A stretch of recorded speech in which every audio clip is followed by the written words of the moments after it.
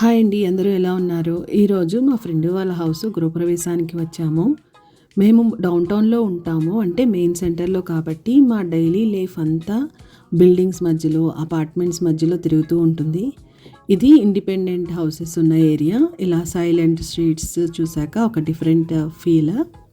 2 days నుంచి snow పడుతూనే ఉందండి. ఈరోజు సాటర్డే, నిన్న నైట్ స్టాప్ అయింది కొంచెం.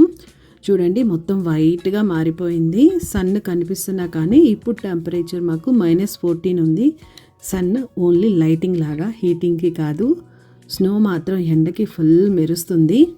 డౌన్ టౌన్లో పబ్లిక్ ట్రాన్స్పోర్ట్ చాలా దగ్గర ఉంటుంది. బస్ స్టాప్స్, ట్రైన్ అన్నీ వాకబుల్ డిస్టెన్స్లో ఉంటాయి మాకు. కార్ లేకపోయినా మేనేజ్ చేయొచ్చు. బట్ ఈ ఇండిపెండెంట్ హౌసెస్ ఉన్న సైడ్ అయితే మాత్రం కంపల్సరీ మనకి ఓన్ ట్రాన్స్పోర్ట్ ఉండాలి, కార్ ఉండాల్సిందే.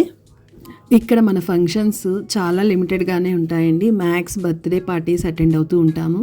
ఇండియాలో ప్రతి మంత్ ఒక ఫంక్షన్, ఒక సెలబ్రేషన్, రిలేటివ్స్, ఫ్రెండ్స్ అందరం కలుస్తూనే ఉంటాము.